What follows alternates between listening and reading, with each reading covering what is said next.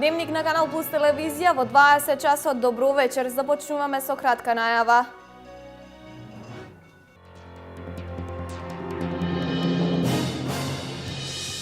Глобалната штафетна трка за мир денес минува низ општините од источниот регион. Цел на маратонот кој се трча во 49 држави е промоција на мир и единство во светот.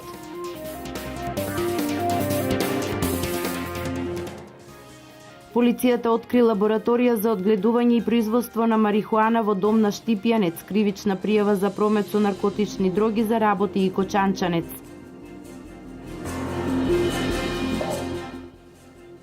Осудениците, односно лицата кои издржуваат затворска казна, добиваат можност за образование во затворите, остручување за дејности кои се барани на пазарот на трудот.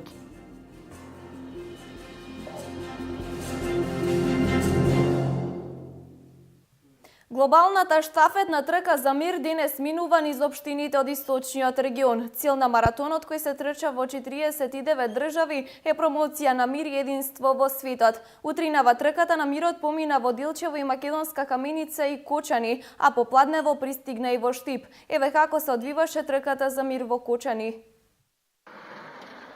Со порака за мир, пријателство и хармонија, најголемата штафетна трка за мир стигна и во Кочани. Низ улиците низ центарот на Кочани на спортистите кои дојдоа од Мексико, Хрватска, Романија, Австрија, Индија и други земји се придружија и ученици од основните училишта. Меѓународниот тим од маратонци волонтери беа пречекани пред општината од страна на помалите ученици од основните училишта, каде што се одржа свеченост во чест на мирот. Трката за мир има за цел да промовира мир, единство, пријателство и разбирање во целиот свет. Единствената порака и најбитната порака на трката за мир е тоа дека мирот започнува во нашите срца и никаде на друго место. Нашето мото е дека првиот шекор е твој. Секако ова мото го предаваме на сите и најчесто на лидерите на нашите држави, но секако ви го предавам и на вас, бидејќи вие секако нешто можете да направите за мир. Маратонците го подадоа факелот на секретарот на општината со пораки за мир и разбирање меѓу луѓето. Им посакувам добре дојде на сите учесници во трката, кои што и во Кочани го пренесуваат пораките за мир и почит во светот. Среќни сме што и ние од Кочани можеме да се вклучиме во чинот на предавање на факелот од рака во рака, кој не обединува во нашата заедничка аспирација да му понудиме нешто позитивно на светот. Почестени сме што Кочани е меѓу општините од Република Македонија, низ кои минува трката за светска хармонија, која го промовира духот на пријателството и единството. Интернационалниот тим трча со запален факел како символ на мирот, подавајќи го од рака на рака низ цела Европа. За време на трката, тркачите поминуваат околу 100 километри на ден. Се трчаат повеќе од 24.000 километри низ 49 европски држави, со крај во Рим на 7 октомври. Трката за мир ја основа визионерот за мир Шри Чинмој во 1987 година. Од тогаш со оваа иницијатива се посетени повеќе од 150 држави и се истрчани повеќе од 500.000 километри. Трката е непрофитен настан, организиран и финансиран целосно од волонтери. Во неа може да учествува секој, спортисти и оние што не спортуваат, млади или возрастни лица. Факелот може да се носи неколку чекори, неколку метри или неколку километри, а може и со самото присуство да им се даде подршка на тркачите што минуваат низ улиците на некој град.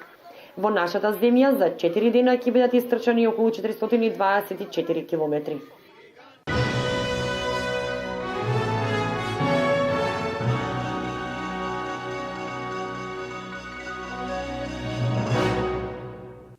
Продолжуваме со дневните настани. Осудениците, односно лицата кои издржуваат затворска казна, добиваат можност за образование во затворите, односно остручување за дејности кои се барани на пазарот на трудот. Во Штип беше презентиран проектот за социјална инклузија на осудениците. Сдруженијето Институт за развој на заедницата во партнерство со Друштвото Интернационал од Германија го реализира проектот Стручно образование и обука, нов пристап за ефективна социјална вклученост. Се работи за проект насочен кон осудениците на кои им се дава можност за време на издржувањето на казната во затворите во Штип и Тетово да се обучат за дејности кои се барани на пазарот на трудот. Во рамките на проектот обезбедуваме поддршка на затворите во Тетово и во Штип. Спроведуваме обуки за осудените лица и обуките се за компјутерски вештини, англиски јазик, за пекар, за бербер и за хортикултурно уредување, се со цел да бидат осудените лица конкурентни на пазарот на труд по завршувањето на казната. За затворите истовремено обезбедуваме и техничка поддршка и финансиска поддршка во вид на компјутери, во вид на други помагала и нагледни средства кои што се надеваме дека ќе останат и понатаму, и овие курсеви кои што се спроведуваат сега, дека затворите ќе продолжат да ги спроведуваат и во иднина. Интересот од страна на затворениците за посетување на еден или повеќе курсеви е голем. Проектот предвидува опфат на најмалку 160 лица, по 80 во затворите во Штип и Тетово. Курсевите стартуваат на почетокот на октомври, а ќе се реализираат во период од 3 месеци. Берберот Ангел Стефанов е еден од обучувачите. Треба да се работи само там, да имам начин на кој да ги обучувам. Имам доста ученици изучено до сега, така да мислам дека ќе биде добро. Проектот за социјална инклузија на осудениците финансиски е поддржан од Европската Унија, а крајната цел е ваквите обуки и едукации на затворениците да станат дел од работата на затворите во државата и после завршувањето на проектот.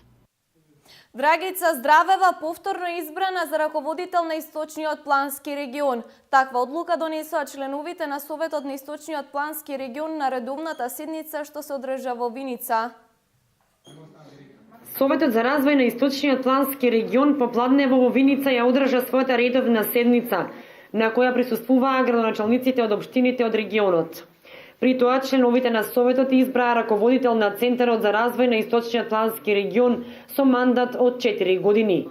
Членовите на Советот на Источниот плански регион за раководител со мандат од 4 години едногласно ја избраа Драгица Здравева, која и досега ја обавуваше оваа функција. Градоначалниците во целост се задоволни од работата на Здравева и токму затоа и едногласно ја избраа повторно да го води регионот, истакна Радко Димитровски, председател на Советот на Источниот плански регион. На седницата беше донесена одлука за преотстапување на изградениот објект локален пат село Врасаково, село Судик до село Долно Трогерци на општина Штип, а градоначалниците од регионот беа информирани и за текот на реализацијата на значајни проекти за општините кои се финансираат со средства од Источниот плански регион. Во повеќе општини во Македонија започна да се реализира проект за запознавање на градоначалниците со проблемите со кои женската популација секојдневно се соочува. Денес штипјанки имаа средба со градоначалникот Илчо Захариев. Проектот кој се спроведува во 10 општини во Македонија е финансиски поддржан од страна на UN Women, а се имплементира од страна на Центарот за истражување и креирање политики. Она што досега е евидентирано како потреби на жените се однесува на инфраструктурата и образованието за децата. Например, во рурални средини каде што жените исто така и работат, им недостасуваат градинки, центри за ран детски развој, кои што можеби некогаш биле во функција, меѓутоа не функционираат моментално. Им недостасува инфраструктура, пред се вода, која што им е потребна за нивните секојдневни обврски. Исто така паркови каде што би можеле да излезат, да ги изнесат своите деца. Во поголем дел она што го бараат жените во општина Штип веќе е реализирано. Сепак средбата која денес ја имаа штипјанки со примариус магистер Илчо Захариев ќе придонесе за нови идеи, истакна Снежана Санева, шеф на кабинетот на градоначалникот. Штип е универзитетски центар каде што младите може да се школуваат, да се образуваат, ќе имаме изградено клиничка болница. Патиштата веќе се при крај, односно автопатите, а на локално ниво и да не зборуваме колку проекти има направено во однос на инфраструктурата, почнувајќи од водоводи и канализација, онаму каде што беше потребно, и осветлувањето, парковите, зеленилото, се она што значи подобрување на квалитетот на живеењето во нашата општина. Санева додаде дека очекуваат оваа практика да продолжи во иднина. Штипскиот градоначалник да ги слушне идеите на жените во Штип барем еднаш месечно. Барањата на женската популација ќе бидат разгледани од страна на општинската администрација и во текот на наредниот период, согласно можностите на општините, поголем дел од нив ќе бидат реализирани.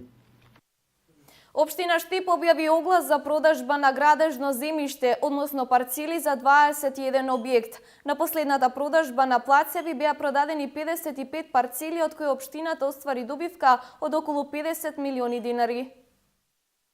На оглас се 21 парцела, од кои 7 за индивидуални куќи, кои се лоцирани во населба Дузлак, 2 за индустријски објекти, 2 за деловни, потоа 9 парцели за стамбени згради, од кои 7 се во населба Сењак и по една во населба Баби и Пребег, и една локација за бензинска пумпа на магистрален пат М6 кај Драгоево.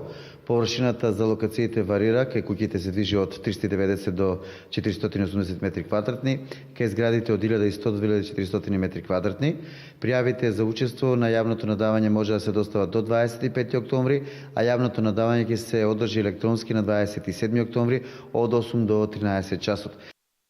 Заврши реконструкцијата на спортската сала во основното општинско училиште Ванчо Прке во Штип. Се работеше на интериерот, поставени се нови прозори како и ограда на надворешниот спортски терен. Во наредна фаза училиштето планира обнова на кровната конструкција. Подобри услови за време на часовите по физичко образование им е овозможено на учениците од општинското основно училиште Ванчо Прке од Штип. Во текот на летниот период се работеше на реконструкција на спортската сала, како и замена на нови прозори. По завршувањето со спортските терени во подрашните училишта во село Селци, село Лакавица, заврши и реконструкцијата на прозорците во спортската сала во централната зграда. Значи, освен промената на прозорците во спортската сала, исто така се заврши со реконструкцијата на спортскиот терен во училишниот двор.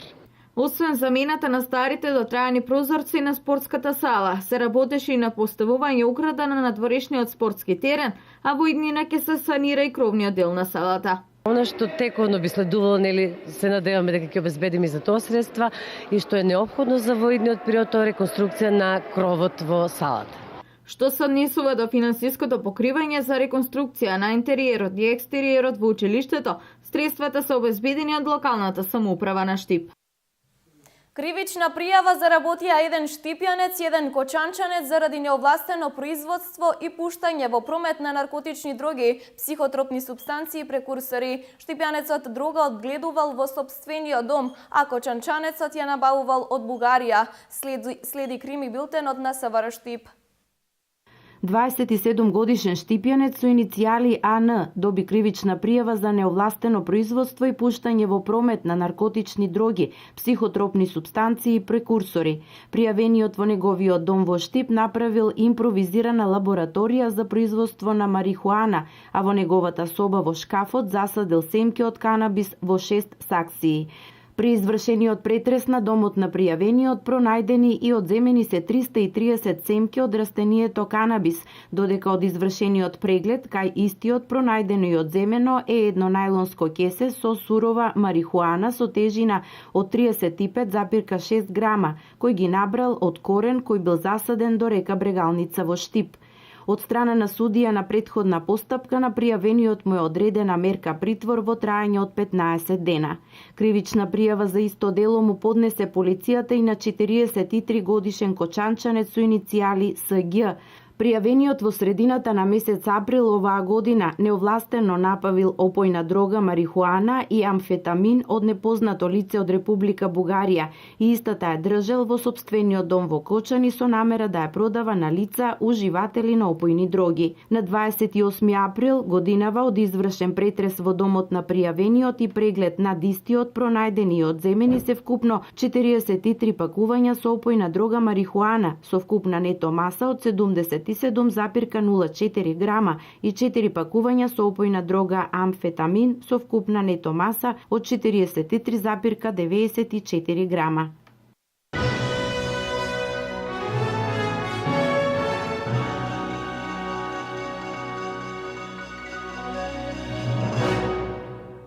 Во паркот пред спомен домот Асном во Дилчево попладнево се одржува манифестацијата Пијанечки денови на сливата. Посетителите имаат можност да вкусат бројни специјалитети од слива, но и надалеку познатата сливова ракија. Општина Дилчево годинава ќе ги награди најдобро уредените штандови на манифестацијата, како и најквалитетните производи од малешевско пијанечкиот бренд Модрата слива, чиј годишен род само во Дилчевско тежи над 2000 тони. Настанот посветен на афирмација на Модрата слива Пипа завршува со голем концерт на летната сцена во Делчево.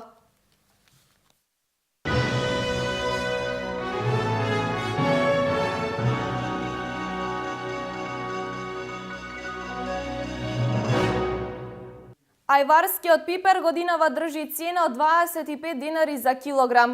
Дали поради цената или поради безпарицата, се помалку интерес има за подготовка на традиционалниот специјалитет ајварот. Таков е впечатокот од денешниот пазарен ден во Штип. Годинава, ако се суди според чедењето на ќумбетите, како да отсуствува подготовката на традиционалниот есенски специјалитет ајварот.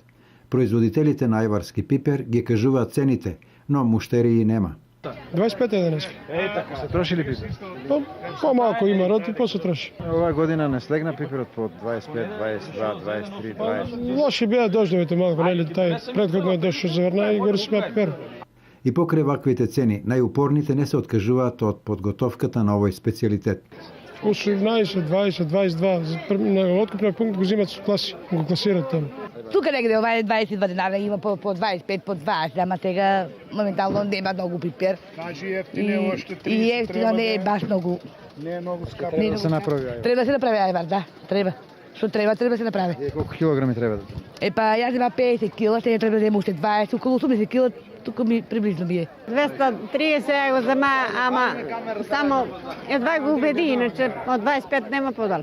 Моменталните цени на ајварскиот пипер ги диктира пазарот на големо во Струмица, каде што килограм пипер се продава над 18 денари.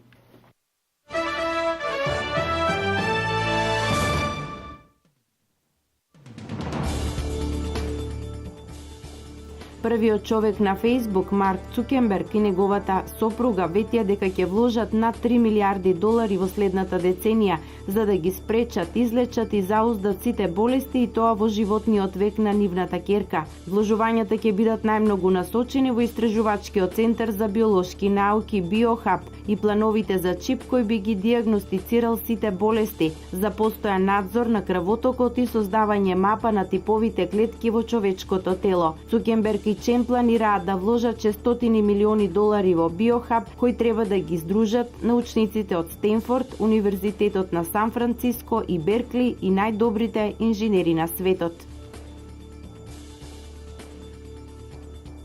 Швајцарците во недела одлучуваат дали ќе се согласат тајните служби да ја надгледуваат нивната приватна комуникација, а според анкетите се чини дека би се согласиле за такво нешто заради растот на терористичките закани и кибернетичкиот криминал. Швајцарските служби сега може да ги следат информациите во јавниот домеин, но новиот законски предлог задира во приватната сфера и ако анкетите се точни, ќе го поддржат меѓу 53 и 58% гласачи. На тој начин тајните служби ќе може да ги следат сите меѓународни комуникации кои минуваат преку швајцарската кабелска мрежа, како и да слушаат, снимаат и анализираат приватни телефонски и интернет комуникации. Доколку швајцарците ги прифатат мерките, ќе бидат политички мониторирани и нивната примена ќе ја контролира Сојузниот управен суд.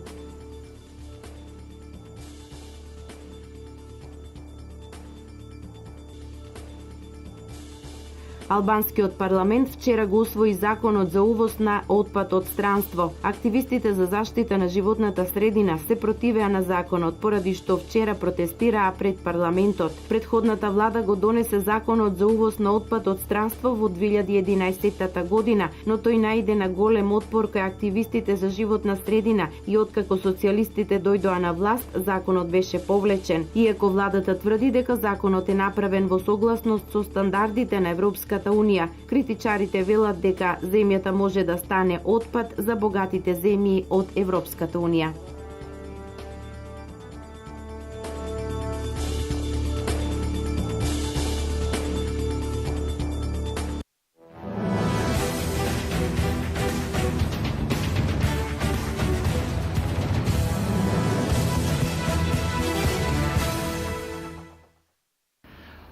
Откако стана член на првата македонска футсал лига, екипата на Рудник Саса го одигра и првиот надпревар на домашен терен, надпревар во кој се сретна со екипата на Хедис од Прилеп. Домашниот тим од Македонска Каменица на полувреме губеше со 2:4, за да во вториот дел се разигра и го изравни резултатот на 8:8. Иако екипата на Рудник Саса постојано беше во негатива, во трилер завршница имаше можности за победа. Солидната игра на клубот и дава надеж на верната публика дека екипата ќе се избори за опстанок во првата македонска футсал лига. Инаку во првото коло екипата од Македонска Каменица гостуваше во Стојаково, каде што загуби од тимот на Цико со 8:2.